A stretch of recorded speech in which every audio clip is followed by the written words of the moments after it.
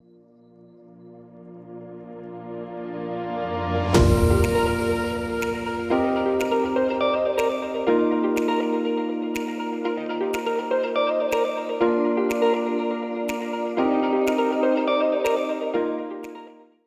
Governor Eric Holcomb, and it's an honor to virtually welcome you all to Day-to-Day 2021, hosted by our Indiana Management Performance Hub.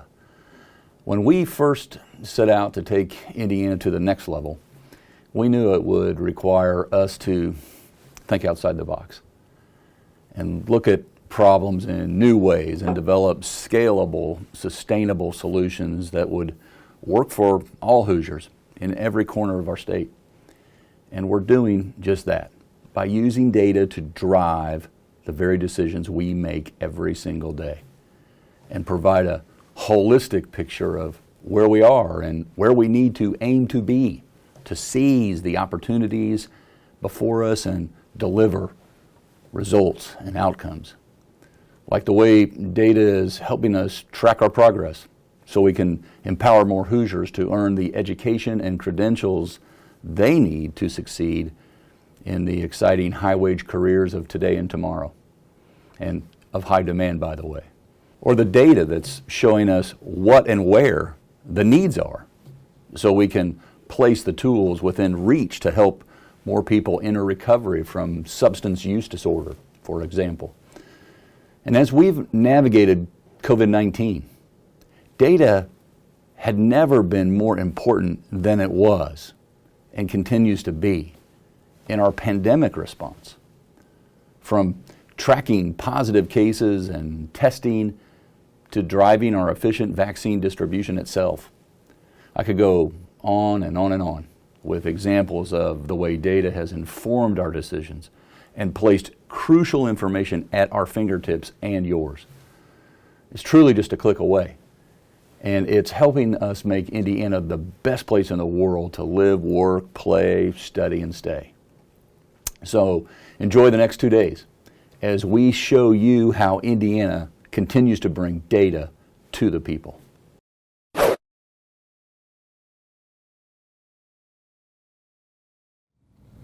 Welcome to Day 2 of Day-to-Day 2021. I'm Josh Martin, Indiana's Chief Data Officer and the Director of the Indiana Management Performance Hub.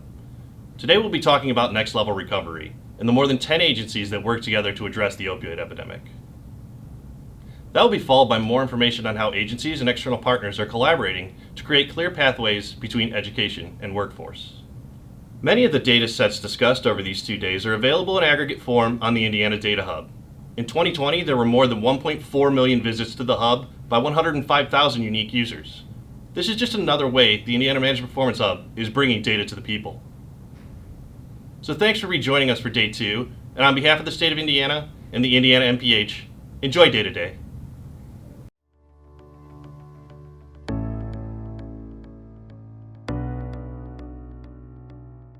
Good morning. I'm Doug Huntsinger, Executive Director for Drug Prevention, Treatment and Enforcement, and Chairman of the Indiana Commission to Combat Drug Abuse. From day one of our administration, Governor Holcomb has made combating the drug epidemic a top priority. And the role I serve in was created by his executive order 4 years ago. And during that time, we've worked to focus our efforts in prevention, treatment, enforcement, and recovery. Going into 2020, Indiana was making real progress across the board. Our overdose death rates had fallen at 3 times that of the national average. We were seeing a decline in our opioid prescribing rates, and thanks to the introduction of the Medicaid waiver in January of 2018, 1.6 million Hoosiers now have access to substance use disorder treatment, and we've witnessed a nearly 160% increase in our residential treatment beds. Fast forward 1 year, and we're experiencing record increases in overdoses and naloxone administrations, a byproduct of the isolation, stress, fear, and anxiety caused by the pandemic. And Indiana isn't alone in this evolving crisis. Overdoses from opioids and other drugs rose 18% nationwide during the first 4 months of the pandemic, with more than 40 states seeing an increase in opioid-related fatalities. But while the pandemic has shifted our course, our mission remains the same. We must ensure Hoosiers with substance use disorder have access to quality care and treatment as soon as they say, "I need help." To achieve this, we're committed to an evidence-based, data-driven approach that has proven critical to the success of our efforts. Over the course of the last year, I've visited opioid treatment centers, toured recovery residences, and met with organizations and individuals all doing their part to combat this epidemic occurring in their own backyards. What you don't often see behind the brick and mortar is the data and research that informs every decision, down to the exact coordinates where treatment centers' foundation is laid. That's where the Management Performance Hub comes in. With MPH convened 11 state agencies for the first meeting of the Drug Data Working Group in 2017, they helped us define the problem we were facing. They understood that because the evolving drug landscape in Indiana, providers and policymakers would need access to real-time data to effectively address addiction within our state's borders. So they developed a solution, coordinating disparate data sets from state agencies and navigating the complex data governance and federal and state privacy laws to provide critical analysis. Our naloxone heat map utilizes statewide EMS data to track naloxone administrations, to help first responders identify hotspots. And our collaboration with the Department of Health, State Police, and Inspect, our prescription drug monitoring program, allows us to identify in real-time trends between overdoses in our emergency departments, prescription dispensations, arrest data, and overdose deaths. All of this data and more can be accessed via the new Next Level Recovery Data Dashboard unveiled last November. With the launch of this online dashboard, our efforts have even a greater reach. Data collection is critical to the development of our treatment infrastructure, providing insight on service access and treatment outcomes, and informing the disbursement of naloxone. Already, we've used this intra-agency exchange of information to add 7 more treatment centers in key areas across the state, with 5 more on the way. As we look onward, Governor Holcomb's administration is committed to not only gathering data, but further understanding the who behind the numbers. We bring subject matter experts in to analyze who we're losing to overdose: the mothers, the fathers, sons and daughters. Who is driving our rearrest rate? Trends in education, unemployment, socioeconomic status. And we'll explore the human relationship between the factors of a patient's journey through the Data-Driven Addiction Prevention and Recovery Project, DAPR for short. Not only will this graph database help us better understand the factors that contribute to the drug epidemic, but we'll be able to leverage its findings to create early intervention points and prevent Hoosiers from even developing a substance use disorder. It goes without saying, the Indiana Management Performance Hub is instrumental in our fight against the drug epidemic. Their team of data gurus are turning numbers into action and creating a new level of transparency and accessibility in our data that wouldn't have been possible 4 years ago. So to our partners at MPH, thank you and happy Data Day.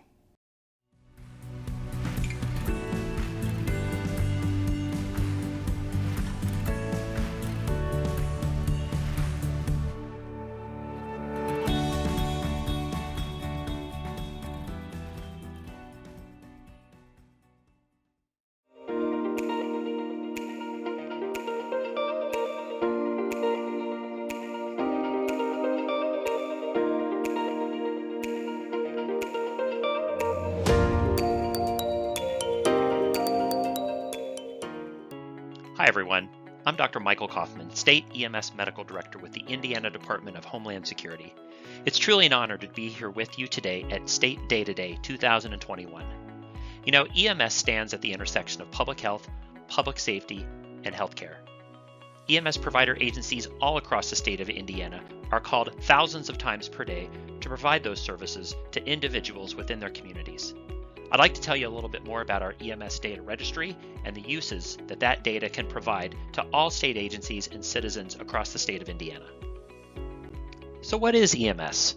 Well, EMS, more commonly referred to as Emergency Medical Services, is a system. It provides emergency medical care to Hoosiers all across the state. Once it's activated by an incident that causes serious illness or injury, the focus of EMS is on emergency medical care of that patient. EMS is most easily recognized when an emergency vehicle or even an emergency helicopter is seen responding to emergency incidents. But EMS is much more than just a ride to the hospital. It's a system of coordinated response and emergency medical care involving multiple people and agencies. A comprehensive EMS system is ready every day for every kind of emergency.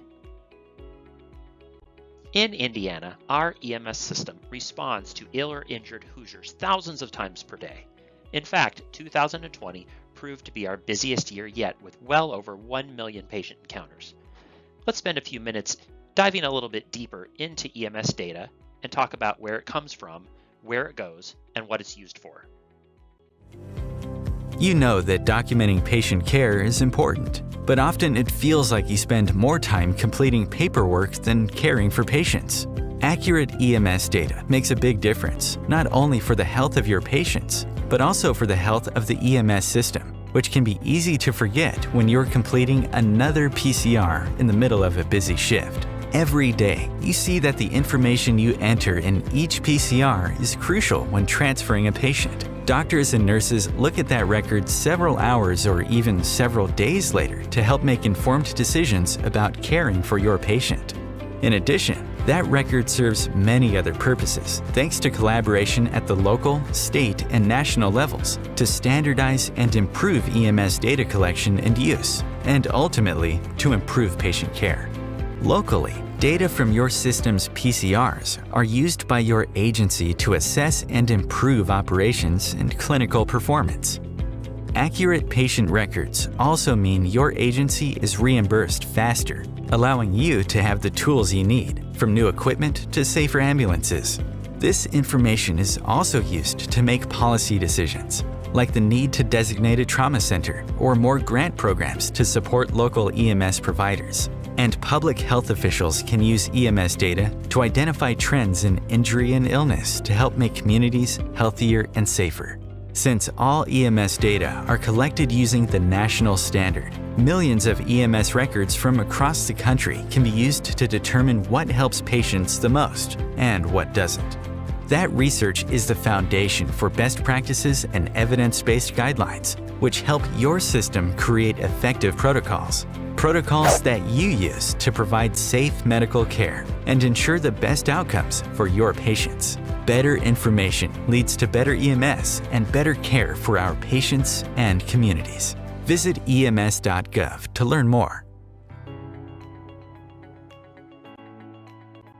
So with that in mind, state law does require all EMS provider agencies to submit their run or patient care data to the state EMS registry. Part of that database is made public for public-facing data analysis. EMS has long been considered a pillar of public safety, but I'd like to share with you a few examples of how EMS data has been used to improve both public health and healthcare of Hoosiers all over the state. Myself and the Department of Homeland Security use EMS data on a regular basis to analyze the quality of healthcare that our EMS providers give to Hoosiers every day. This particular example looks at how well and how often we treat hypoglycemia or low blood sugar. That same data can also be used to analyze the care that EMS providers give to certain patient demographics or populations, such as our pediatric patients across the state. And most recently, EMS data was used as part of the state's COVID response. Our EMS run data within the state EMS registry was used at both a local, county, and even a state level to show better detail to the EMS response. This particular graph looked at the percentage of all EMS patient encounters that had COVID-like symptoms. One of our more successful data ventures and analysis projects was a partnership with the Management Performance Hub that looked at EMS overdose encounters, particularly those where naloxone was given for suspected opioid overdose. That data was collated and placed into a heat map of sorts, which shows the locations throughout the state of Indiana where naloxone was deployed and administered.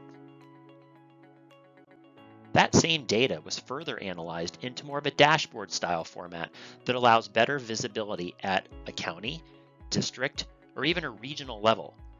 This gives public health officials better insight into overdose emergency responses to better direct resources at prevention and treatment. The Indiana Department of Homeland Security has been making leaps and bounds at advancing our state's system of emergency medical services. Using data to help impact those changes is just one way that DHS is using existing data sets to help transform and improve the future of EMS care in the Hoosier State. Thank you very much.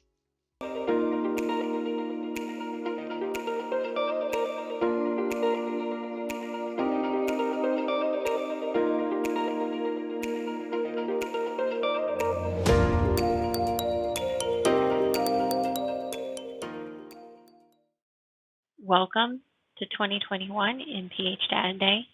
We are the Indiana Department of Correction, Division of Data Science and Analytics. The Indiana Department of Correction is responsible for 18 adult facilities around the state of Indiana, as well as 4 juvenile correctional facilities, one of which is a female juvenile correctional facility.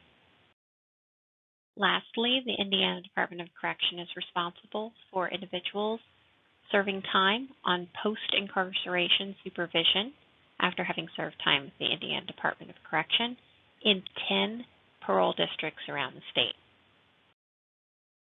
In these correctional facilities and parole districts, the Indiana Department of Correction is responsible for 24,000 plus adult offenders, 6,600 parolees, 300 juveniles, and we employ 7,500 correctional professionals. More than half of our employees are custody staff. These individuals are responsible for maintaining the safety and security of our correctional facilities. The focus areas for today's presentation will be recidivism reduction initiatives, including the rearrest dashboard and a program advisory tool, as well as initiatives centering around developing a ready workforce, the offender vocational skill portal, and initiatives to reduce violence in our correctional institutions, namely predicting assaults. First, the rearrest dashboard. This is a partnership between MPH and the Indiana State Police and allows the department to more timely analyze DOC releases to check for rearrests within 1 year of release. This dashboard, which is available on MPH's public-facing website, again covers the 1 year rearrest rate for all offenses for those released from the Department of Correction in a particular year. Arrests can be associated with multiple charges, so charges can fall into multiple categories, and that is noted on the top of the dashboard by that asterisk. The first visualization shows which parole district the individual was released from post-incarceration. There's some basic demographic information about the individuals at the time of their release. There is information about the number of releases during a particular cohorted year study, as well as the rearrest rate for each of the years. There's also additional functionality with drop-downs that look at the release type, meaning parole, probation, discharge, how much time they spent with the department, time served, the most serious offense at the time of release, and then the rearrest offense category. The rearrest dashboard is a first of its kind analysis in Indiana and really could not have been made possible without the partnership between the Management Performance Hub, the DOC, and the Indiana State Police. That study showed that on average DOC releases had a 1 year rearrest rate of 30.1%, which is substantially lower than the national average of 43.1%, which is reported by the Bureau of Justice Statistics. Offenders released with drug dealing offenses had a 1 year rearrest rate of 23.5%, lower than the national average. and offenders released for a drug possession offense had a 1-year rearrest rate of 31.8%, again, lower than the national average. Next, I'd like to show you a little bit about the Program Advisory Tool, which is a recidivism reduction tool aimed at better informing rehabilitative program selection. This is the process flow, which was made at the beginning of this project, and really highlight the very complicated nature and all of the information that is derived to be able to get to a meaningful recommendation for an offender's placement into rehabilitative programming. This project then sought to take the information that's already gathered and make the best program recommendation based from that information so that offenders have better outcomes based on recidivism reduction. This visualization shows really the process flow for the predictive analytics tool. This shows you the offender information for the current population, historic release data, and historic programming information that was used with the target at reducing recidivism. This also was fed by not only the predictive program was used, but also DOC policy had to inform this, as well as there were some evidence-based practices and training information that was fed into this process as well for program assignment and most appropriate program assignment to reduce recidivism. This program advisory tool then was put on our business intelligence software, SAS Visual Analytics, for staff to be able to look up their caseload and see the appropriateness for certain offenders for placement into particular programs. So, for instance, an offender with a criminal history that was high, maybe they would do better in an apprenticeship or education-based program, as you can see in this visualization. Maybe they don't have as much criminal lifestyle and family support issues, so we're not going to recommend those as highly for this particular individual, based again on that predictive algorithm. Next, we're going to look at initiatives around developing a ready workforce. So really using self-service business intelligence software to connect offenders with vocational certifications and employment, thusly really increasing the chances that offenders be placed into employment. The Offender Vocational Skill Portal is something that was put together as a portal for use by case management and parole agents to monitor workforce readiness and employment opportunities. So this particular dashboard housed on our SAS Visual Analytics platform allows people to, again, inside of facilities and in our parole districts, to pull up a list of individuals that fit a particular criteria. They can pull up lists for particular types of certifications, people with being released in a particular time period to a particular parole district, and then they can actually export lists of those particular individuals for use in their own day-to-day. Again, this is the parole side, so this would be used in the parole districts. Again, they can pull lists of people, for instance, they might have something that favors individuals that have veteran status. Maybe then they are interested in a particular county. This particular one did not have anyone, but let's select a county that does. So Marion County, for instance, does, and so you can actually gather that list of individuals and their placement. Select one from the list, and then there you have your person that you can then connect with that service. Lastly, I'd like to talk about the assault prediction model, which is the department's use of data mining in predicting assaults and communicating that risk to our staff. The assault prediction dashboard really was put together to give situational awareness to operations staff to allow them to see certain situations that people may be exposed to that make them more likely to be involved in either an assault of a staff or an offender. This dashboard will allow individuals to go down and see the risk of assault within the next year for particular offenders at a particular facility, in a building within a facility, even down to the range. They can then pull the list of those offenders out. We really worked, and it's important to note that, we put the kind of disclaimer on this dashboard, but also educated staff that this was not to be used as a scarlet letter, that this was really, again, just situational awareness of a change for an offender that would make them more likely, more volatile in a particular time frame. So again, this was not meant to replace any of our policies, instruments. This was just a supplemental kind of information piece for our custody staff.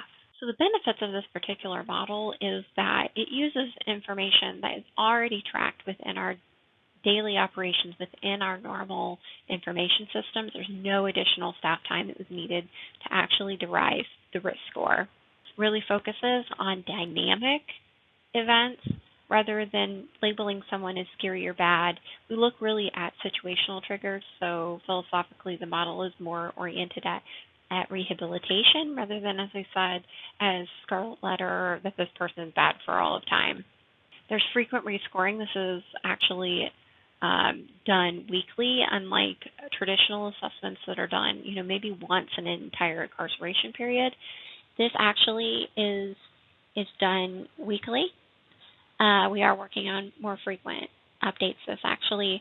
And then lastly, it provides a gap analysis. So by examining variables that are not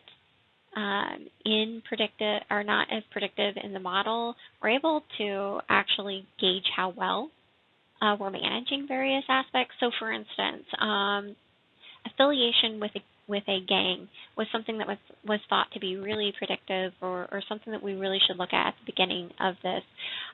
Turns out that it did not come up in this model as statistically significant because that was something that we were managing really well within our policies and procedures. We were making it so that was not something that was really a catalyst for assaults. So thank you for taking the time to listen to me today. Really appreciate it. From the Indiana Department of Correction, Division of Data Science and Analytics, be safe, and thank you.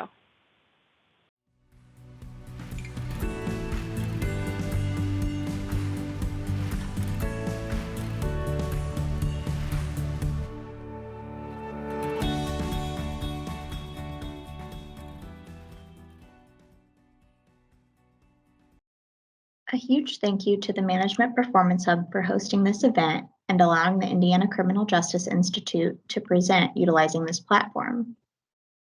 My name is Megan Brandt, Research Manager at the Indiana Criminal Justice Institute, and today I'm pleased to speak with you about one of the agency's annual research projects, the evaluation of the 2014 Criminal Code Reform. The research division is the analytics team for the state administering agency, which is the Indiana Criminal Justice Institute, analyzing crime trends, evaluating priorities for the justice system, planning the reduction of crime and victimization, and guiding the use of grant funds to impact public safety and system improvement. The division also serves as the Indiana Statistical Analysis Center, conducting research that informs local, state, and federal justice policy and practice. The team is comprised of a division director, 3 researchers, and a youth equity program manager. Indiana law requires the Indiana Criminal Justice Institute to deliver an annual evaluation of the 2014 Criminal Code Reform on the justice system to the governor, the Chief Justice, and the Indiana General Assembly Legislative Council. In prior years, reports supported a longitudinal analysis of data from participating agencies. However, this year, we were able to report on a single year of data for both brevity and clarity and visualize all data we've collected thus far in the project utilizing Tableau. The report and the collection of dashboards may be found on our website at www.in.gov/CJI. Data which populate this collection of dashboards derive from a variety of state agencies and reflect many hours of collaboration to ensure data are being appropriately reported. The blue partitioned bar along the top of this slide reflect the data sources. Once one makes a selection, the dashboard will reflect data the CJI has tracked that is most pertinent to evaluating changes made to the criminal code. To begin, let's navigate to the Department of Correction data. Data reflecting prison operational capacity, population, and adult juvenile admissions and releases were selected to measure change. Namely, one would expect capacity and population figures to decrease over time as the criminal code reform drastically restricted the admission of persons who have been convicted of a level 6 felony, which comprises a large number of offenders. Visualizations allow the user to disaffirm that hypothesis as data clearly reflects more full prisons, as seen in the annual population visualization. This is likely attributable to the fact that people are serving a higher proportion of their sentences in the DOC due to some of these overarching changes.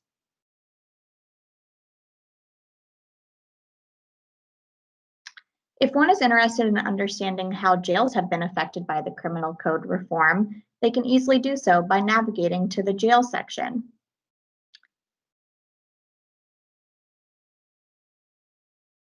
Like the prison data, jail utilization rates, comparable to the capacity figure previously, are used to measure change. It is evident that jail utilization rates have increased over time, as seen by the state jail utilization rate by year visualization. This can be attributed to the diversion of persons having been convicted of level 6 felonies now being served by local jails, and generally an increase in overall crime. One may become even more familiar with the data by selecting their county of interest.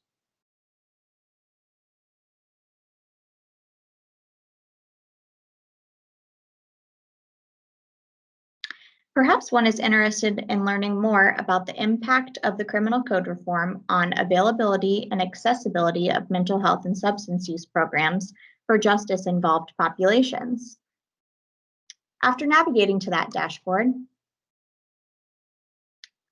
one is able to deduce that, over time, inmates within the Department of Correction choosing to participate in substance use treatment programs has decreased, even though we know that folks who complete these programs have a lesser likelihood of recidivating, as shown by these two visualizations on the slide.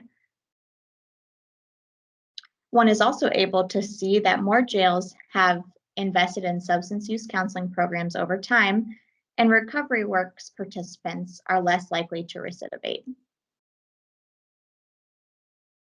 Again, these dashboards and corresponding reports are available on our website at www.in.gov/CJI.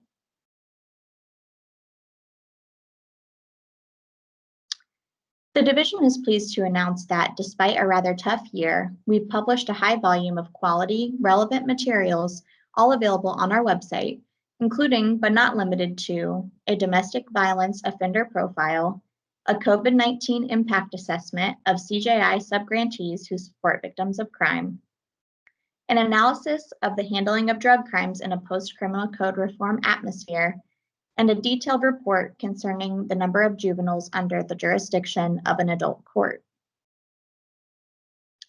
Additionally, the division has published a variety of visualizations reflecting the use of grant funds, juvenile arrests on school property, and operating while intoxicated facts and figures.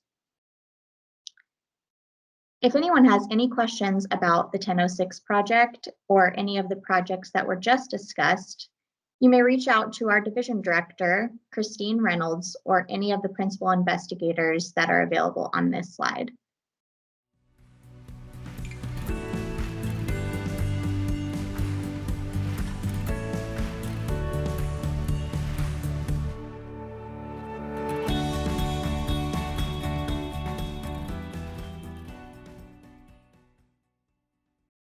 Hello, my name is Don McKay. I'm a first sergeant with the Indiana State Police Drug Enforcement Section. A lot has been made trying to figure out what has this whole COVID pandemic meant in regard to drug investigations, drug arrests, overdoses, overdose deaths, and the like. Well, the data available through MPH can possibly give us some insights, at least in a general sense of what's going on. So let's take a look at what happened in 2020 to drug-related arrests in Indiana by using the MPH arrest dashboard. Well, here I have set things to 2020, and I'm dialed in on drug use, drug type offenses. As we pull the screen down a little bit, using the heat map function here, you can see that something happened in April to bring down the overall arrest rate as it relates to drug offenses in Indiana. Well, as we all remember, it was the end of March when things really started to tighten up here and across the country. And with that came reallocation of police resources, people being locked in at home during the pandemic preventive lockdown measures. And as one might expect, the actual arrest rate, at least as it relates to drug offenses, went down. But I suppose that's only part of the story. What happened as far as drug use? Did it go down because people were staying home more? Did it go up because people are staying home more? Well, there's a lot of ways to consider those questions, I suppose. But one interesting way, at least to my way of thinking, is to take a look and see what happened to naloxone events. For those not familiar with naloxone, it is a drug given to counteract the effects of opioid overdose and has saved countless people across the country. So let's take a look at what happened to naloxone events in Indiana in 2020, at least for the first 10 months. If we take a look at the line that I've highlighted here, in 2020, there were a bit over 1,100 EMS events that included naloxone administration, or about 1.24% of all EMS runs. As we work our way towards April, when things get a bit tighter as far as mobility of the population, we see that that has moved up total runs as well as percentage of those runs having to do with naloxone administration. By July, almost 2% of all EMS runs considered at Indiana involve some sort of naloxone administration. As things loosened up in state and nationwide as a whole, we see that percentage slowly start to work its way down.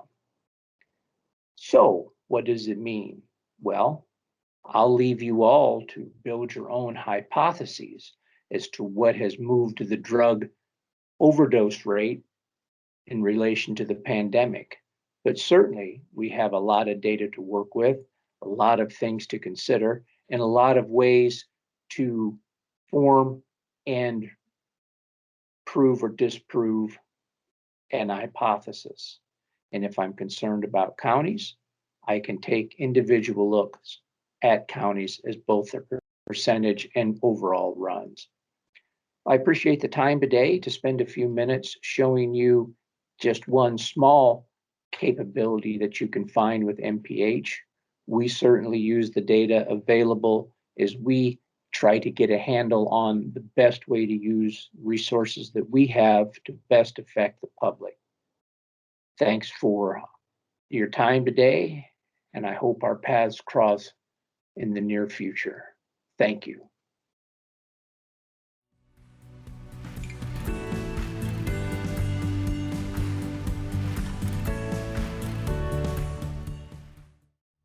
Hey everyone, my name is Kara Slusser and I'm the Director of Inspect.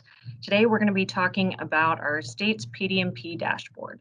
Last year, the Indiana Professional Licensing Agency partnered with MPH to create a data visualization for the Indiana Prescription Drug Monitoring Program data. This data provides insight on prescriptions of controlled substances and other drugs of concern in the state of Indiana. Today's Tableau dashboard presentation shows dispensation information by time, place, and drug class. So let's get started. When you first access the dashboard, you'll notice up at the top left-hand side are 3 categories here. Let's start with PDMP description. By clicking here, you will notice that this is a description of the PDMP data to help you better understand what type of information has been collected by our PDMP and used for this display. Next, you'll see PDMP prescriptions across the state. Up here at the top, you'll notice year-to-date dispensations and year-to-date percentage differences. Of course, this early on in the year, that won't make much of an impact, but that will be significant as we get closer to the end of Q4 this year. Finally, the third category here is PDMP co-occurrences. So let's get started here with PDMP prescriptions. I want to show you a little bit about what we have done here. So the first thing you'll want to do is select your year. You will click on this drop down here for the purposes of this demonstration. We'll go ahead and do 2019 data. Next, you'll select the drop down under drug class. Let's go ahead and stick with opioid analgesic now. And then we'll click on the drop down here under drugs. And let's look at hydrocodone.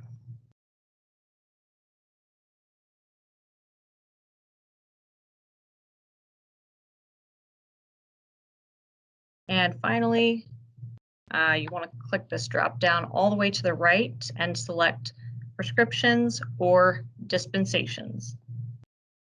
So I want to see dispensations. I'd like to know, at this point in time, I'd like to understand how many actual dispensations of hydrocodone were provided to patients in Indiana in 2019.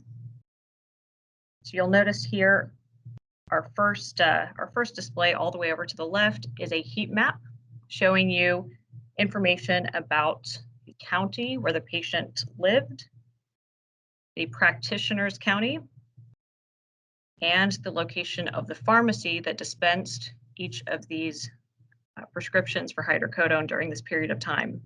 If you scroll over the heat map, what you'll notice is that you can see additional details about the dispensations in that particular county. So for Howard County, as an example, these are pharmacies in Howard County that dispensed hydrocodone prescriptions to Indiana residents in 2019. The dispensation rate was 423.9 dispensations per 1,000 county residents. So that is the same for each of these heat maps. If you scroll over, you can see additional details about any particular county across the state. And the dispensation rate is consistent across each county. So it will always display the dispensation rate per 1,000 county residents. So once you've selected your information at the top here, you will also be able to see information about the payment types that were used. And if you just want to click over here, just scroll over each one of these, you can see additional information regarding insurance, Medicaid, Medicare, or other types of payments. Additionally, we have various age groups that received hydrocodone prescriptions in 2019. And finally, if you scroll down just a little bit, you'll notice information about the gender of the patient that received these hydrocodone prescriptions. And of course, our line chart here all the way to the right will show you a little bit more information about annual trends.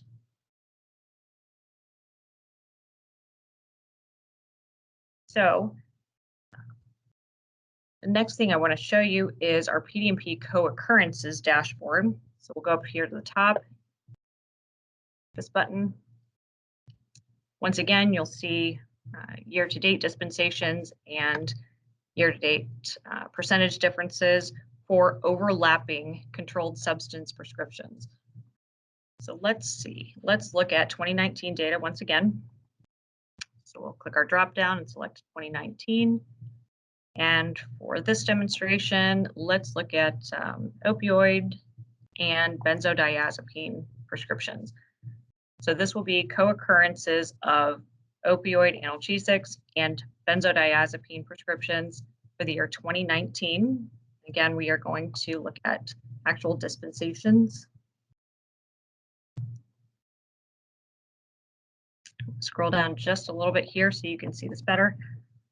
Over to our left-hand side, you will see information about the county where the patients lived. So these are patients that received overlapping opioid and benzodiazepine prescriptions throughout 2019, and the location of the patient, which is based on the zip code.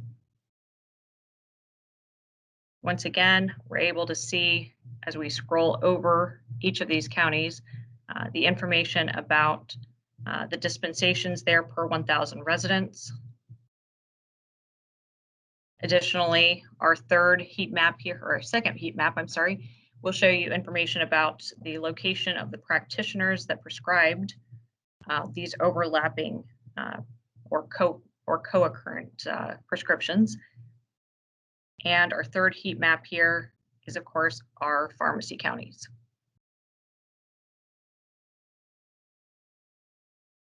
So our line chart here is really interesting for this particular dashboard. As you can see, each of the drugs that are displayed in this data are assigned a particular color. And as you scroll through here, you can see data specific to each month throughout 2019. So this would be our hydrocodone prescriptions. We want to look at oxycodone here in blue, kind of a bluish green, I guess. We'll scroll over here and you can see individual months and how many dispensations of oxycodone prescriptions were provided to residents of Indiana across throughout 2019.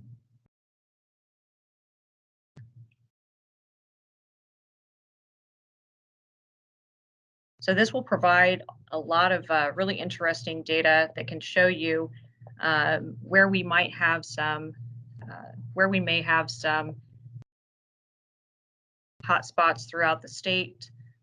You're also able to look at annual trends, patient age group data, payment types, and gender information.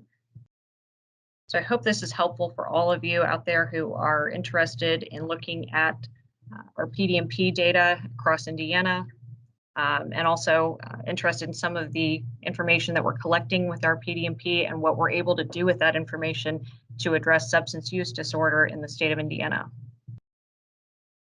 Thank you.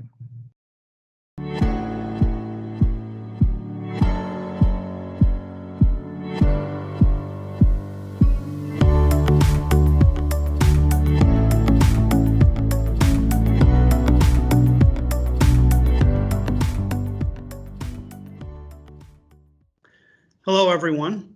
Thank you for joining our panel discussion today. My name is Grant Lindman. I'm with the Indiana Management Performance Hub. I'm a Director of Engagement and Analytics focusing on public safety. And today we have a panel discussion regarding the issue of the opioid epidemic and also looking at it during the COVID pandemic. We've got representatives from several different agencies with us. We've got Don McKay from the State Police, Christine Reynolds from the Criminal Justice Institute, Kara Slusser from the Professional Licensing Board, and Dr. Michael Kaufman from our Homeland Security. I'll let them each introduce themselves and tell a little bit about their background. So we'll go ahead and start with Don. Hello, my name is Don McKay. I'm with the Drug Enforcement Section of the Indiana State Police, and our job is what our name implies. Our primary mission is to enforce drug laws in Indiana and with our federal partners. Thanks for having me today. Thank you, Don. Christine. Hi, my name is Christine Reynolds. I'm the Research Division Director for the Indiana Criminal Justice Institute. We are responsible for administering federal grant money to local governments, victim services, and communities that deal with drug addiction. Thank you. Kara. Your mic's off. Sorry about that. Hi, my name is Kara Slusser. I'm the director of Inspect. Inspect is Indiana's prescription drug monitoring program. So we collect 100% of the controlled substance prescriptions that are dispensed across Indiana, as well as prescriptions that are dispensed to Indiana residents across other states. So we collect and track all that information and make that available to healthcare providers. Thank you. Dr. Kaufman. Hi, everybody. I'm Dr. Mike Kaufman. I am the State EMS Medical Director with the Indiana Department of Homeland Security, as Grant mentioned, and our agency oversees EMS operations. You might know EMS as ambulance, emergency helicopters, and other pieces of apparatus that respond anytime someone calls 911, has a trauma or a medical emergency. We respond to calls for assistance about 2,000 times per day, or well over 1 million times per year, all across the state of Indiana. And as such, we respond to overdoses and all other sorts of emergencies multiple times per day. Thank you. Thank you all. Now, as we talk about this issue, to start us off, how has the quarantine impacted the issue of overdoses? Anyone can start. I'm happy to start, Grant. As you know, EMS really stands at that intersection of public safety, public health, and healthcare. So whether it's responding, to a 911 call or showing up to render true healthcare in the field or in somebody's home, that's precisely what we do. I'm happy to say that, really excited to say that we had our banner year last year, despite the pandemic, despite the lockdown. We exceeded 1 million calls for assistance for the first time ever in the state of Indiana. And that's a lot of emergency healthcare that's being delivered. It's interesting that really at the peak of the lockdown, if we go back to kind of early March, April of 2020, EMS volumes did decrease. But at that same time, we saw a significant increase in overdoses, particularly opioid overdoses or suspected opioid overdoses, looking at the number of instances where naloxone had to be administered.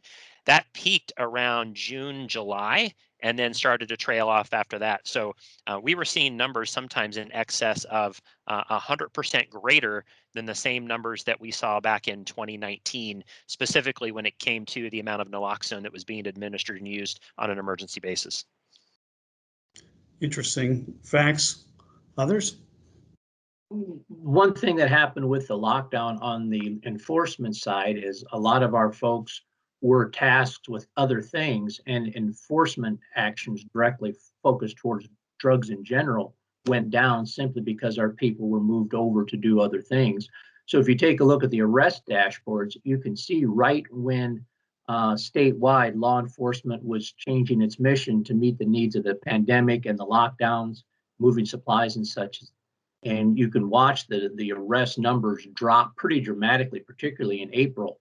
And then since then, started to trickle back up something close to what we were in past years.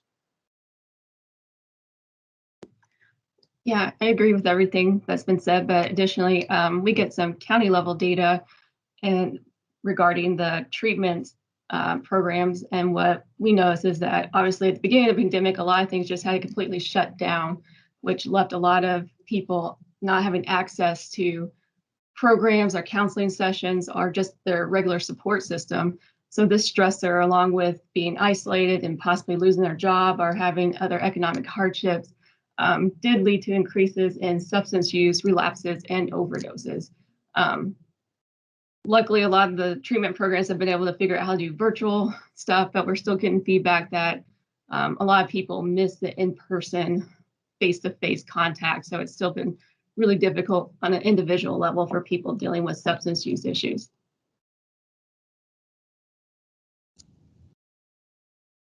Excellent discussion points, and that is something that a lot of people might not necessarily think about, because when everyone was in quarantine, it's easy for people to think, well, everything stopped, because for a lot of people, a lot of things did stop. But we all know that people struggling with substance use disorder and other things go on. And as you all have pointed out, that becomes an even greater issue when, like Christine, you said, you can't get access to the services, the support services and things, then you're kind of left to struggle on your own. With that in mind, what has been the impact of the quarantine on availability of opioid products, both legitimate and illegitimate? One of the things that I wanted to point out here, when this first started, our drug commission had the responsibility of trying to figure out how individuals would get access to treatment if they couldn't enter healthcare facilities. We were on complete lockdown because, unlike traditional opioid prescriptions where you can get a 30 or 60-day supply, when it comes to medication-assisted treatment such as buprenorphine, they're typically getting 3 or 4 day supply maybe, and so they're going back to that treatment facility or back to that doctor a couple of times a week. And so this became a logistical nightmare, I think, for healthcare facilities that were actively involved in treating people with medication-assisted treatment. But somehow our state managed to work that out and managed to find something that fit everyone's agenda and schedule, because we're seeing a huge increase over the last year. We've seen a huge increase in the number of buprenorphine prescriptions that are being provided to patients across Indiana.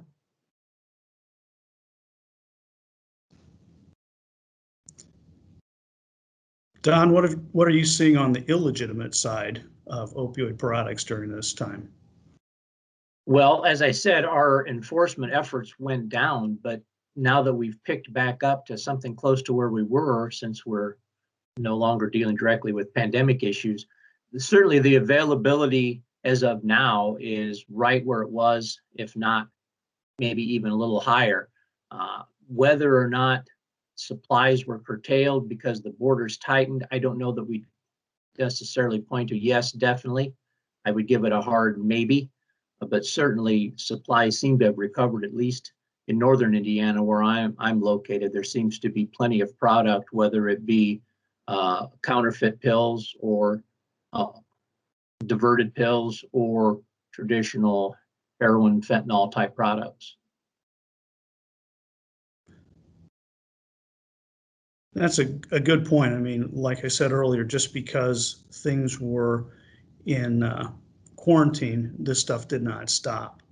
And people are still struggling with the issue of substance use disorder as well as other things. So when we look at this, another piece that there has been some discussion in the press, impact of stimulus payments on the opioid epidemic.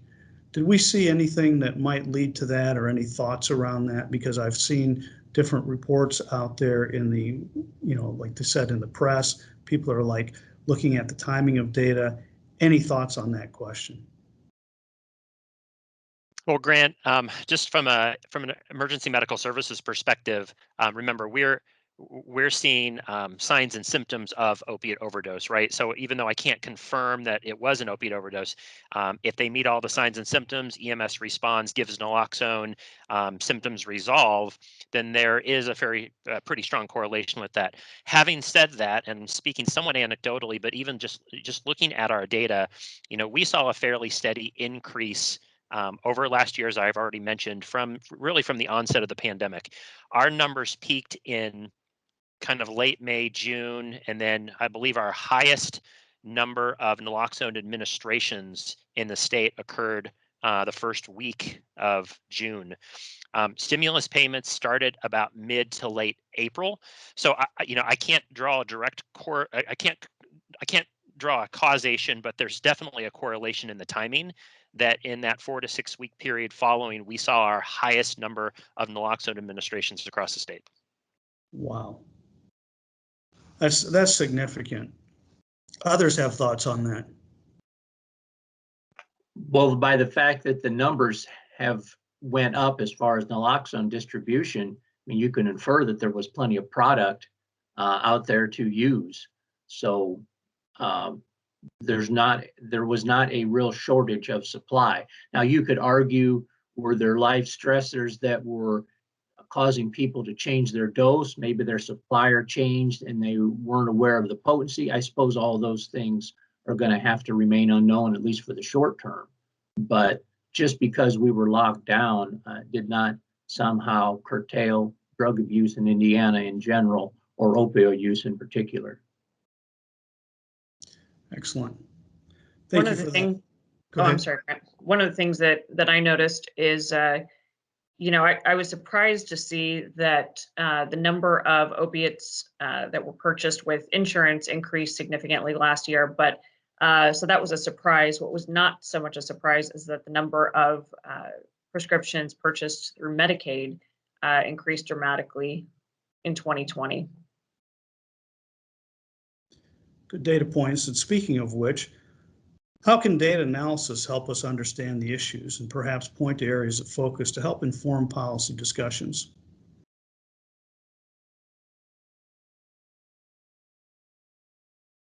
I think you can start with some of the publicly available data, and then researchers and statisticians can work with their statistics, inferential statistics, and maybe come up with some ideas of what it means.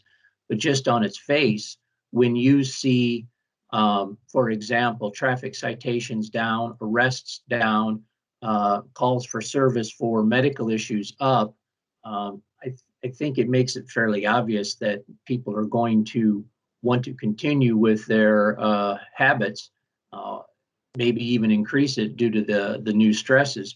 What all of that means for us moving forward, I suppose time will tell. But I think one thing to think about is, should we face something similar to this in the years future, maybe we're going to have a better idea of how to prepare for handling manpower. Everybody has a finite staffing issues that they have to deal with. What is the best bang for the taxpayer buck? And that's something decision makers are going to have to consider moving forward, I suppose. Mm-hmm. Yeah, and kind of to that point, CGI used focus groups and surveys to reach out to the counties to see how they were impacted during the pandemic. And that data will help us determine what substances are the main problem and for what counties, the demographics that were affected, what they have done in the past and whether or not those programs worked. So using that, we can use that data to kind of inform policies moving forward and to kind of direct our funding to the correct places. And Grant, something I would add to the conversation too is when EMS responds to a call for emergency assistance, that information is gathered and collected within our state Indiana EMS registry. We are using that data specifically to help with the opioid crisis. So along this topic, that data can be found in a public format through our naloxone dashboard. If you go to in.gov/recovery, click on the data tab, you'll find the management performance hubs, naloxone dashboard, and heat map. That is it's a near real-time graphical display of where naloxone is being administered. So again, using that correlation that's likely corresponding to the site of an overdose. Communities, counties, whether you're a treatment, prevention program, community outreach, faith-based organization, they can all use that to see what's going on in their own communities, and as such, hopefully better direct both prevention, treatment, counseling efforts all alike. Well, I know that a lot of us, we were all able to implement all kinds of new programs through the Support Act last year. One of the things that we started was our clinical alerts. And I think that as we start implementing these new programs that are used by practitioners throughout our state, we start collecting data on all of that. So we start looking at how many practitioners are utilizing these programs that are in use throughout Indiana. And we can start identifying whether or not that has actually impacted their prescribing habits, whether or not that's changed anything in terms of the way that they treat their patients, or how many patients they've identified with potential substance use disorder issues. So I think it'll be really interesting to watch all of these different programs that have been started throughout 2020 and start collecting all of that data and really identify how that has impacted things and which of those programs have really created some meaningful changes. One thing too, Grant, if I could add, while our talk today is primarily focused on opioids, I think it's important to at least point out that an overdose with opioids is pretty likely that may result in an EMS run. But that doesn't say anything about an overdose to a stimulant. And Indiana has a dual problem, if we're honest, with stimulants and opioids. Can you overdose and have a drug poisoning death with stimulants? Of course you can, but everything else being equal, it's a little bit harder to overdose on a stimulant than it is on a depressant. So our state problem, I think, is still a twofold problem. We just have maybe some strong intervention things going on the opioid side. Great thoughts. We had some other questions that were sent in, and one is, how can we use drug data to better understand the impact on children living in the same households as adults with substance use and overdose?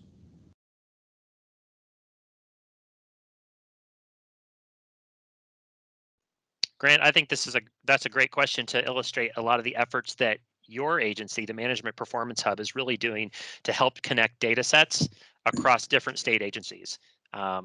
We've seen some pretty remarkable data come from the COVID pandemic by utilizing both Department of Health, FSSA, state Medicaid, Department of Homeland Security data, and I think that's a perfect opportunity to address that question specifically as well.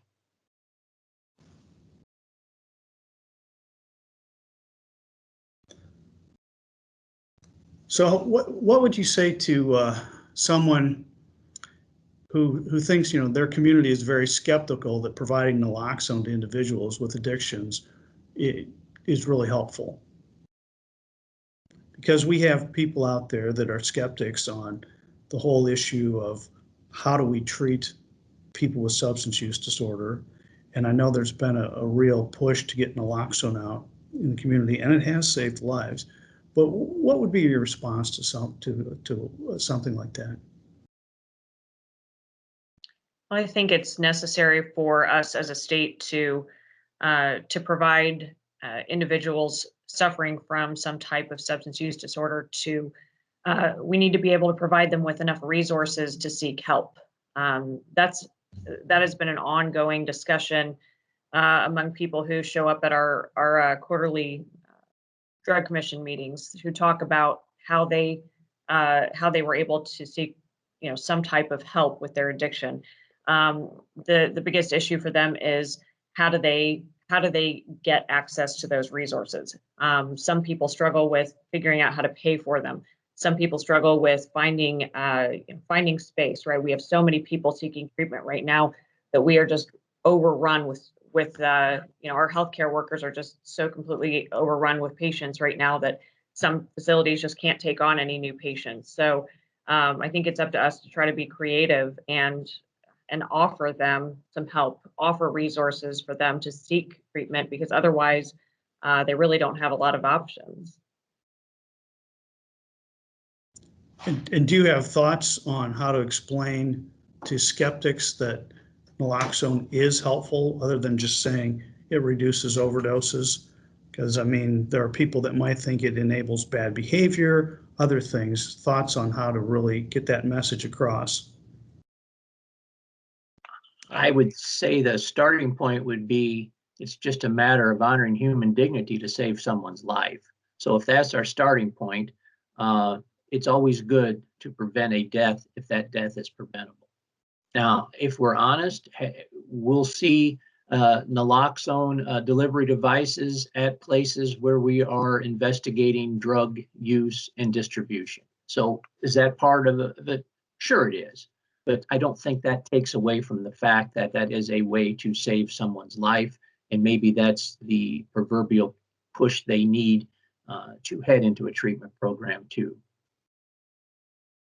Yeah, Grant, I would also add that, by responding, by administering naloxone, by saving that life, it's a life saved first and foremost, but it's really an opportunity to connect with that individual who truly has a medical disorder, right? Substance use is a disorder. It's it's a disease, and by responding, by reviving, by saving their life, it's an opportunity then to connect them to the healthcare system and then get them into a treatment program. The vast majority of overdoses that EMS responds to are transported to the hospital, where they can then be intervened upon by our clinicians, our physicians, our nurses, social workers, case managers, and everyone alike.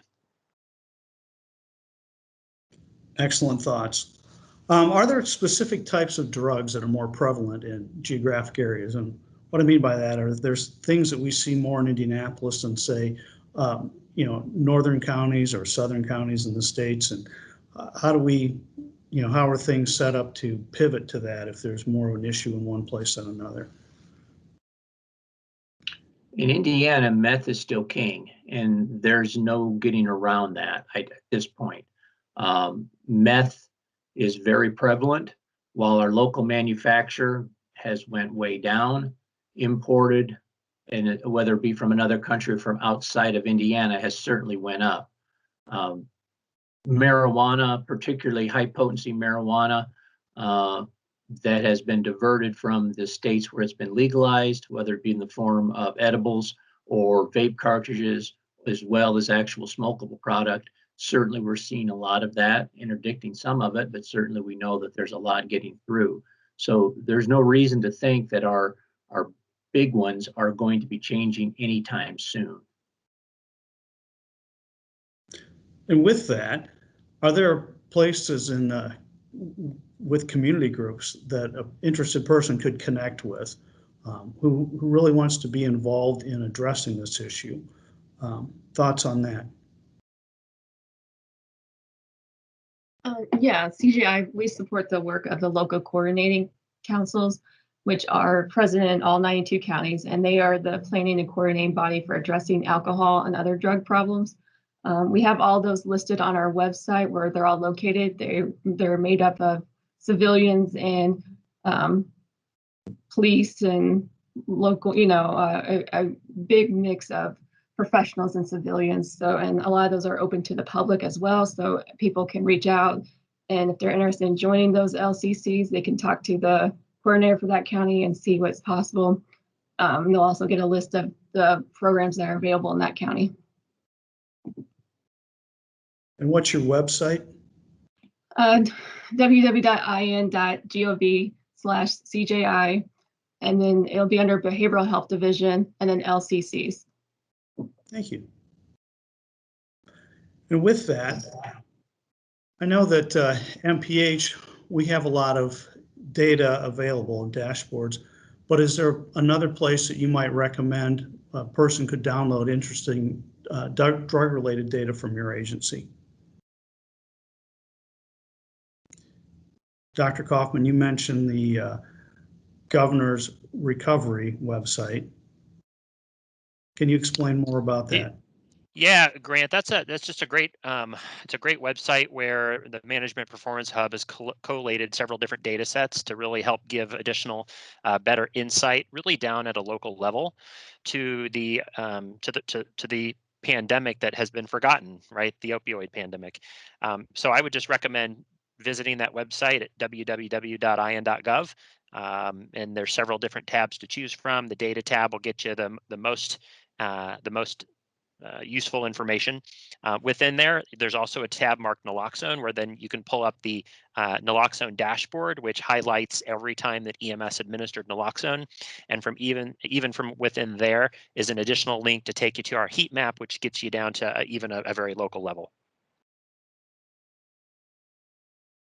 Probably the recovery website is the one-stop shop for all things drug/criminal related, and a pretty easy place for the public to go and get a broad sense with just a few clicks of what's publicly available.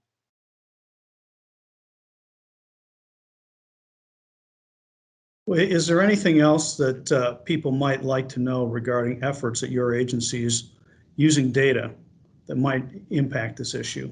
And I'll just set that around robin, so whoever wants to start. I also think that in addition to that, the dashboard that MPH was able to build out for the Inspect program, I think has been really, really fantastic. I would encourage anybody to get on there and take a look at it. If you have any interest in researching our efforts on the opioid epidemic and what's been going on in terms of what's been prescribed and dispensed across our state over the last several years, MPH was a fantastic partner on that. And I think that data dashboard provides a lot of insight into the progress that we've made since, I guess since 2017 or 18 when we started working with MPH. Grant, I'd also add that Department of Homeland Security does make our data set available in limited fashions depending on your data use. So right now we have some projects that are going on with academia, with research, with epidemiologists, with health departments, all that are using our EMS registry data for purposes exactly like what we've talked about here today. So data requests can be submitted through the Management Performance Hub website portal. One of my tasks or jobs is to help manage our department's response to high hazard scenes. And I am always trying to look at what's happening in Indiana criminally or treatment wise, as well as across the country, trying to be in a position to be in front of emerging threats so that we're prepared to meet those when they come, whether they be manufacturing of drugs other than meth, which we commonly see made in Indiana, to other type things.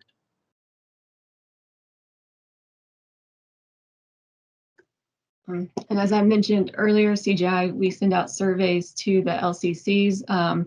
We basically gauge the severity of the drug problem in their community and the accessibility of treatment programs and their prevention efforts. The results from the 2020 surveys on our website, and we'll be sending out another survey in April. And as soon as we have those gathered, those results will be on our website. Also like to kind of mention DOC.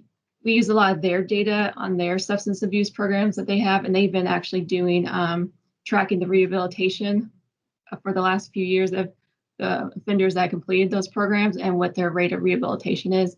That's available on their website, and we also have it incorporated into one of our dashboards that we did for our evaluation of criminal code. Well, I want to thank you all for participating in our panel discussion today. I know that doing this remotely is a little bit different than doing it in front of a live audience, but nevertheless, I appreciate your flexibility. And I also want to end this by reemphasizing there is a lot of information available via either the governor's website or through mph.in.gov, the Management Performance Hub website. Another thing I want to emphasize is you've seen today, for those watching, the cross-functional nature of Indiana's approach. Indiana's taken the approach of really trying to connect data, as was mentioned earlier, but also people across the different agencies, because we know that tackling an issue such as this, it can't be just one agency or one area. It has to be a effort across agencies and a coordinated effort so that we can really look at a holistic approach to really make life better for Hoosiers. So I want to thank you all for your participation today.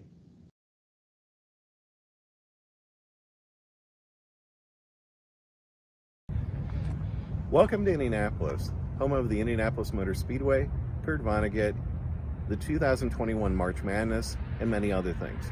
You may also recognize Indianapolis as a rising tech hub. Infosys, Salesforce, and other companies have made huge investments after ExactTarget, Angie's List, and many other companies have had their success. Hi, my name is Scott Mosier. I'm a lifelong Indianapolis resident, and I've been in the tech sector my entire career. While Indianapolis has benefited from the tech sector, unfortunately, not everyone has benefited equally. Non-for-profits, for example, have spent all their blood, sweat, and tears trying to improve the community, and they don't have the time or effort and the funding to really explore how technology can help them. This is where the Indy Civic Hack comes in. Each year, the Indy Civic Hack explores how technology can help the community as a whole and with social issues. Go to indycivichack.org and enter your email as well as other information, and we can send you all the details so you can get registered. Now we're going to hear from Bill Swords with AT&T, who's been a huge supporter of this over the years. For more than 100 years, AT&T has invested our company's resources and talent into Indianapolis to help strengthen and connect our community. Most recently, we launched our Believe Indy campaign to help lift lives and reduce violent crime. Through Believe Indy, we've provided more than $500,000 to 21 nonprofits across the city that are already engaged in some incredible work. Our employees have also volunteered to mentor local students, to feed the homeless, fill backpacks with school supplies, and we're working at events that are geared towards improving relationships between public safety and the neighborhoods that they serve.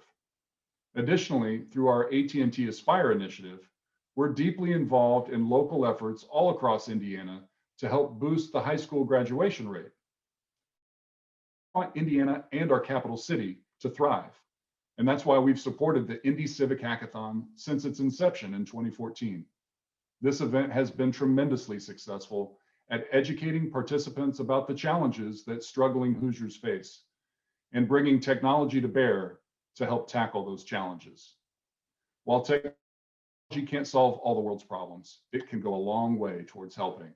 I'm really excited about this year's Indy Civic Hack and look forward to seeing the ideas and the solutions that you'll help us build. Now we're going to hear from Joe Pellman with the Indy Chamber about how the Indy Civic Hack got started. Several years ago, when I was early in my tenure at the Indy Chamber, I heard about an event headed up by Matt Kirby and Brian Norris at the time called the Indy Civic Hack. At first, I didn't really know what to make of it, since Indy didn't have much in the way of hackathons at the time. But the more I learned about its goal to showcase tech solutions to challenges in the public sector, the more interested I became. The Chamber offers many programs and resources that empower businesses to succeed, but this was just unique. Fast forward 7 years later, and I believe I've been involved in every Indy Civic Hack since. The Indy Chamber is proud to continue supporting this event again this year. The Indy Civic Hack is a multi-dimensional event. It gives tech talent a chance to give back to their community through their unique skill set. It introduces outside-the-box solutions to government officials and nonprofit leaders, and it educates people on the challenges our community faces. One of the things that will always stick with me about the Indy Civic Hack is the dedication and innovation on display by the participating teams. Whether you see a father and son duo code together to help make public finance information more accessible, if you see a group of TechPoint externs tackle efficiency opportunities in public transit, or professional software developers create an app to fight food insecurity, I'm always blown away by how participants take on the challenges. The Indy Civic Hack is so much more than just a product created. It's a connection between talented individuals and the community they want to see grow and thrive.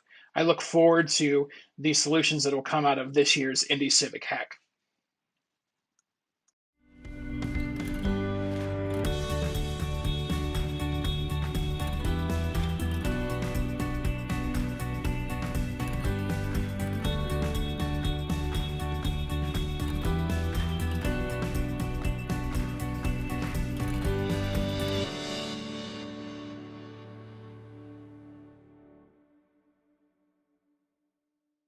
Hello, I'm Dr. Katie Jenner, Indiana Secretary of Education.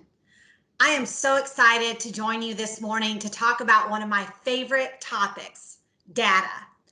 Before we go any further, I have a confession to make. I am absolutely a data nerd. They say that knowledge is power, and good data provides us the knowledge to inform our work in the classroom, as well as our work at the Indiana Department of Education. Data drives our goals, keeps us on track, and is critical in measuring our progress. It defines student performance, which guides resources that help foster lifelong success for Hoosier students. And it defines system-level performance, which allows us to better support Indiana schools.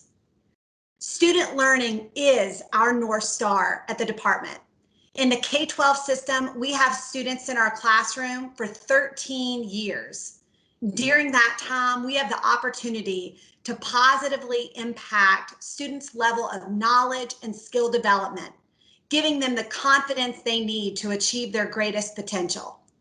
That means Our ultimate goal is to develop an education and talent development continuum ecosystem that affords each and every student quality, purposeful, and equitable educational opportunities to obtain the knowledge and skills they need to thrive in a prosperous state economy and enjoy lifelong success.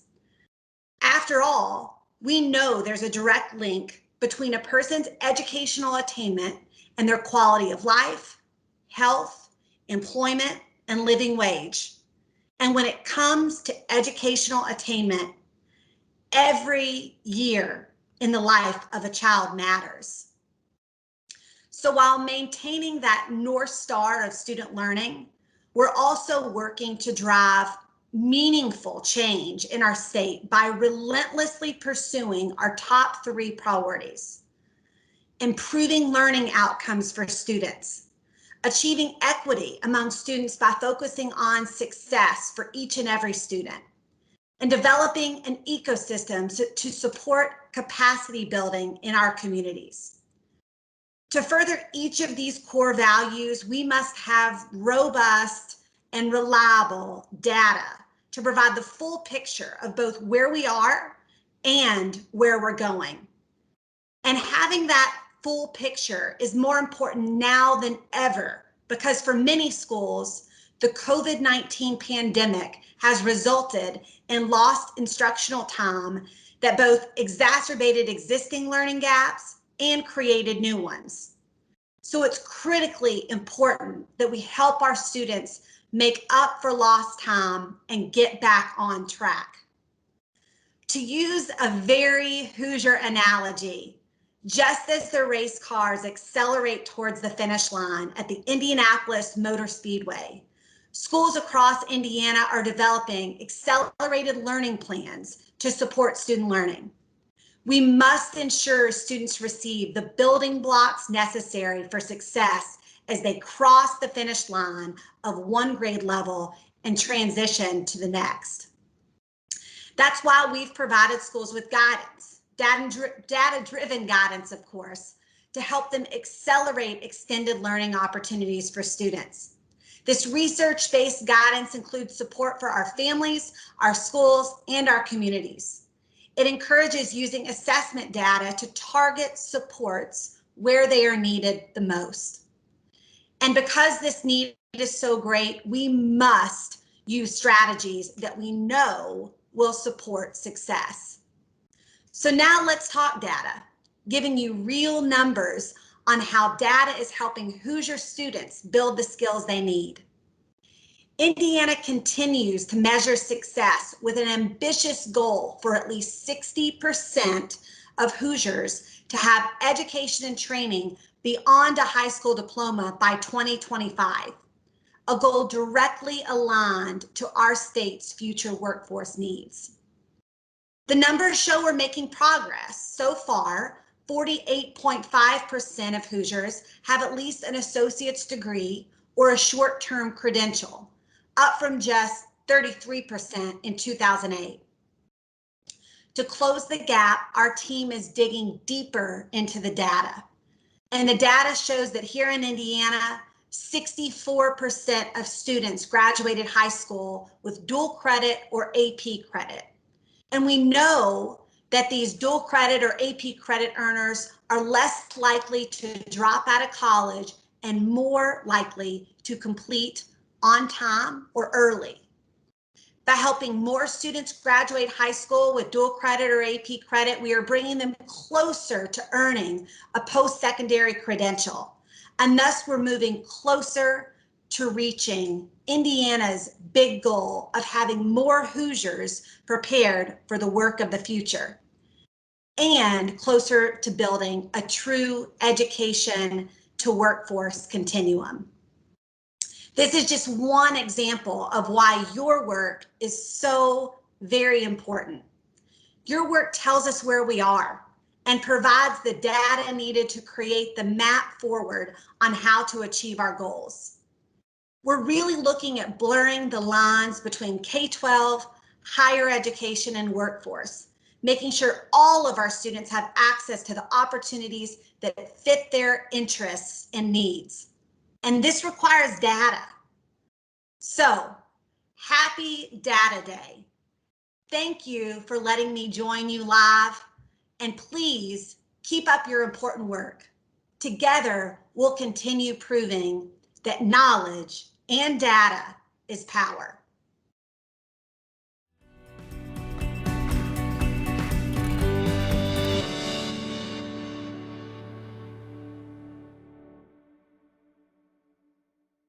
Hello, my name is Tyler Brown, and I am the Director of Engagement Analytics for Education and Workforce Development at the Management Performance Hub. I am so glad that you are able to join us for this year's Data Day, and I want to formally welcome you to the Education and Workforce portion of the program. MPH is committed to harnessing the transformational potential of data in the pursuit of furthering the state of Indiana's data culture, and I believe that we are well on our way with the ongoing collaborations happening with our education and workforce partners today. One such initiative that I want to highlight, the Education and Workforce Data System, is a collaborative partnership between the Department of Education, Commission for Higher Education, Department of Workforce Development, Family and Social Services Administration, and MPH. This key longitudinal data asset connects data across these agencies and arms researchers and policymakers with actionable information about Indiana's education to workforce pipeline. This provides valuable insight into the effects of policy change across K-12, higher education, and workforce, enabling both data-driven decision-making and data-informed policymaking. In a moment, we will hear from some great partners utilizing data to further the conversations around education and workforce in Indiana. First, the Commission for Higher Education will demo their Early College Credit Report, a key report that examines dual credit, AP, and the broader landscape of students earning college credits in high school.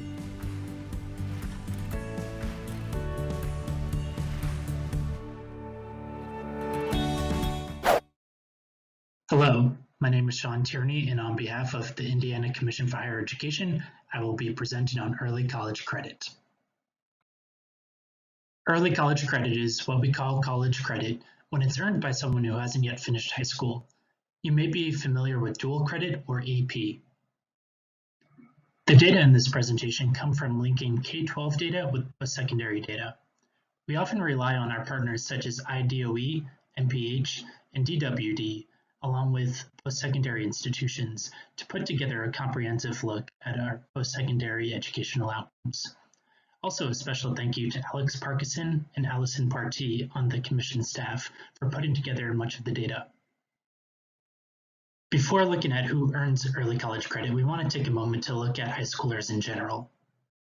Here are Indiana high school graduates by the year in which they graduated. Over the last decade, Indiana youth have become more diverse, with Hispanic and Latino students in particular having more than doubled since 2007.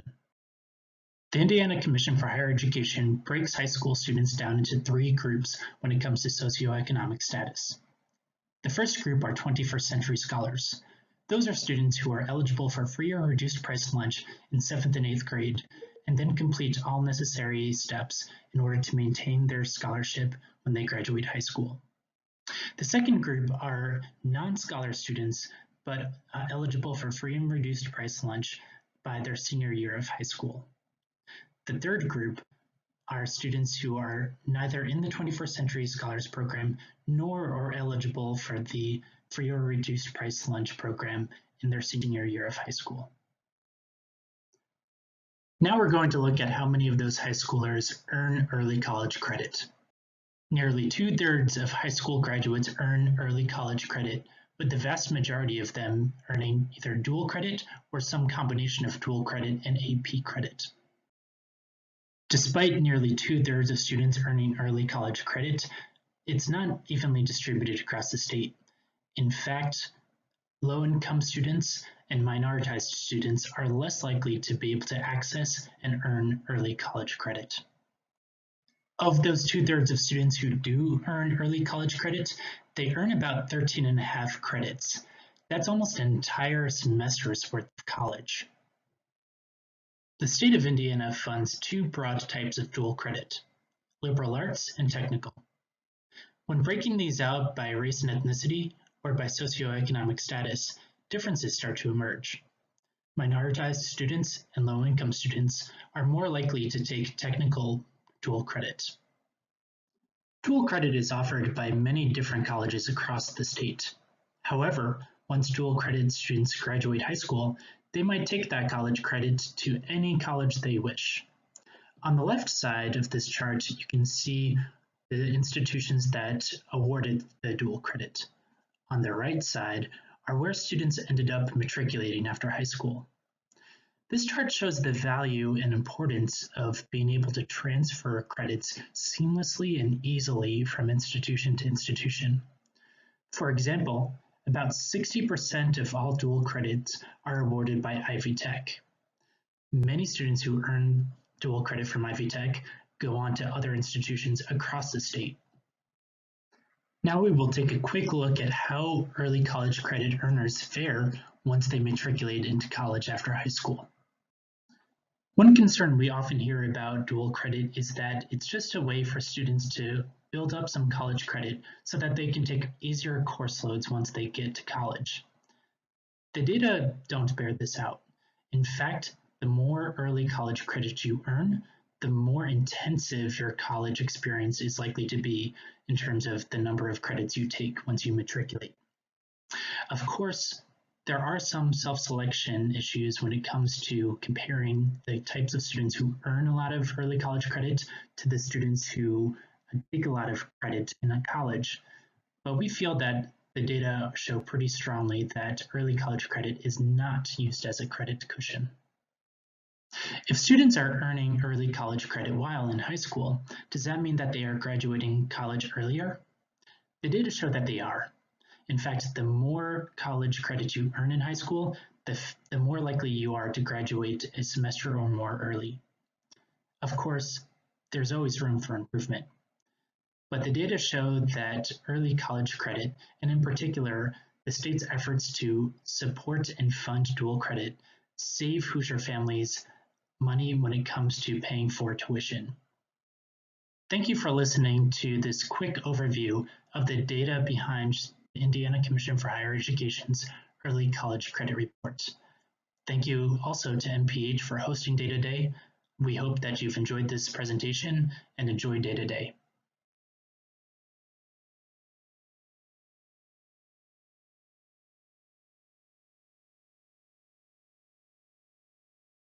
Next, we will hear from the Economic Opportunities Through Education Network and the work they are doing to utilize state data to better understand the talent pipeline in southeastern Indiana.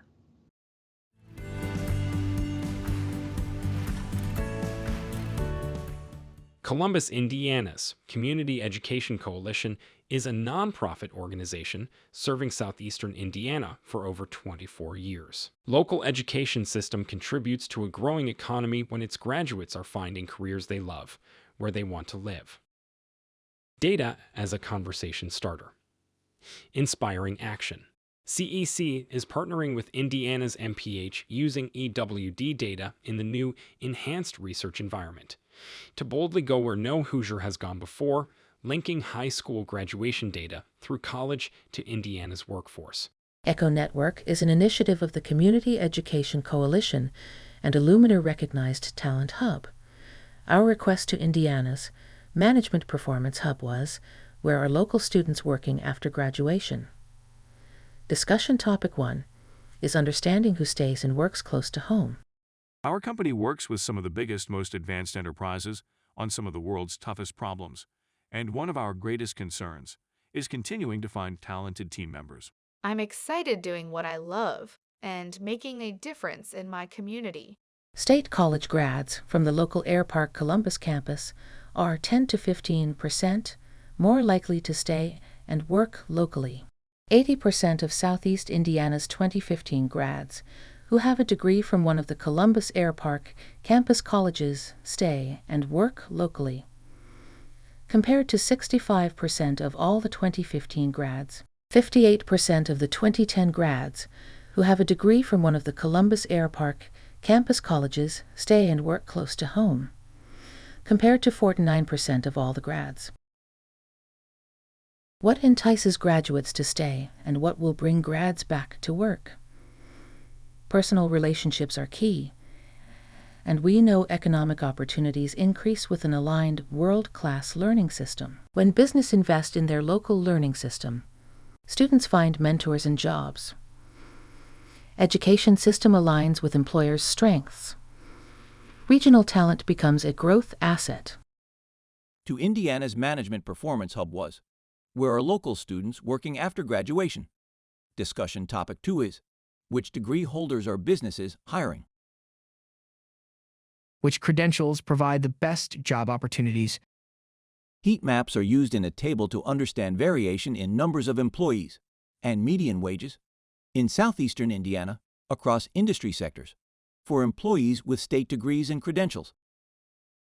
Healthcare and manufacturing sectors hire the most degree types and typically different types of degrees. Bachelors in business degree holders are hired across sectors. Bachelors in nursing and education degrees are the most hired degree holders in the region. Manufacturing sector has the highest median wages. Technology and engineering degrees are valued locally and often have a good return on the education investment. What will entice talent to gain skills? Which actions reduce barriers to gaining valued credentials? Equitable access to employer relationships and a world-class learning system will open doors leading to increased individual and regional economic growth. EcO Network's request to Indiana's Management Performance Hub was, where are local students working after graduation? Discussion Part 3, who gains credentials and who makes a living wage? Many of us don't realize the level of globally competitive products being designed, made, and delivered, often less than 10 miles from our backyards. Brookings suggests, based on extensive research in Indiana, that good jobs pay at least a locally adjusted $40,700 a year and provide employer-sponsored health insurance. Under this metric, Indiana's store of good jobs has remained too small and grown too slowly. This probability tree is created by first splitting the 2010 to 2014 graduating classes by gender. Second split is by state credential location, if available. If a student received a credential outside the state or from a private institution, that information is unknown or unavailable. Other data suggests less than 10% of students gain out-of-state or private credentials. The last tree branch is based on their maximum quarterly wage earned in 2019.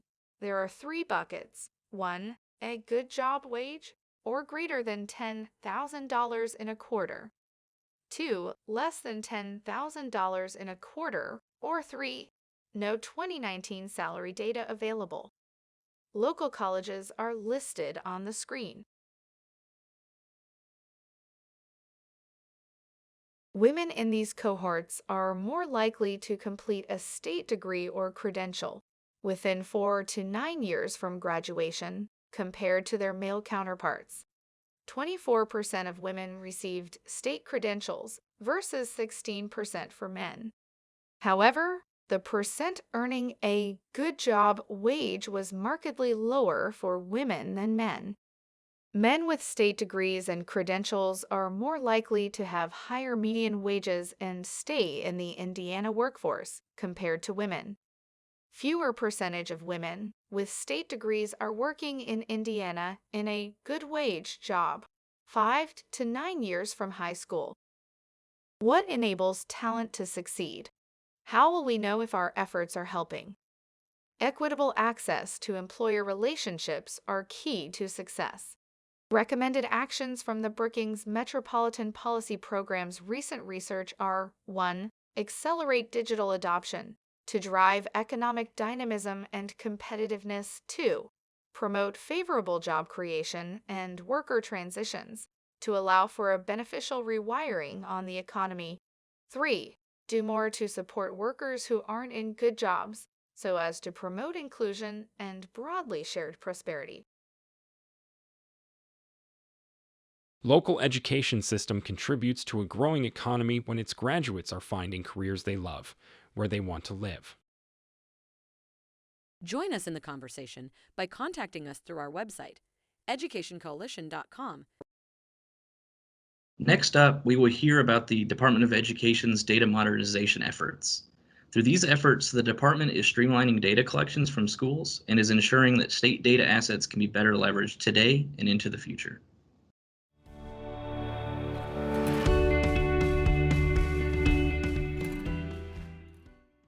Hello, thank you for joining this session on the Indiana Department of Education's modernization effort. My name is Debbie Daly, and today I will be walking you through one of our primary data projects. Today, our focus will be on the Data Exchange project. Although there's much information to share, I will keep this to a very brief explanation of the project. Our data exchange implementation is to improve the data movement between Indiana education stakeholders. This includes the state itself, as well as the many schools that are required to submit data. IDOE is moving away from the antiquated file-based transfer method to the more interoperable application programming interface. This, of course, will improve the process overall for data movement. It will also allow information to flow in real time or near real time into the Department of Education. This does represent significant change both for the state as well as for school. Vendors wishing to connect to the data exchange solution will be required to be certified with the state. Currently, we are working on certifying and onboarding all vendors within the state as well as all schools. We're focused on our student, school, information system vendors first. With our student information system vendors, we have more than 20 working in the state.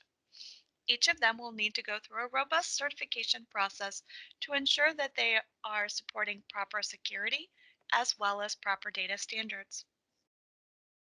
This implementation is currently underway. The data exchange will implement for the current school year of 2020 for 2021 for select data sets. Full implementation will be for next school year in the 2021-2022 school year, which begins July 1st of 2021.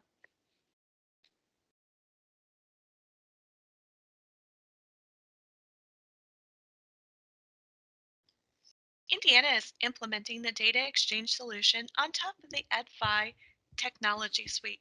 This includes the data standard as well as the base technology suite. Some components include the data standard itself, which is the data dictionary, the unified data model, as well as the data exchange framework. In addition, we are leveraging the implementation suite, which provides us the transactional ODS data store, which is the operational data store in which transactional data will land. It also provides the security model, the REST API, as well as numerous development tools. Lastly, IDOE is leveraging the technology exchange itself, where licensed users across many states are able to weigh in and provide additional technologies and technology add-ons, including data warehouse components and the analytics middle tier. The use of the EdFi data standard and technology suite has allowed the DOE to leverage these no-cost solutions as a base for our project.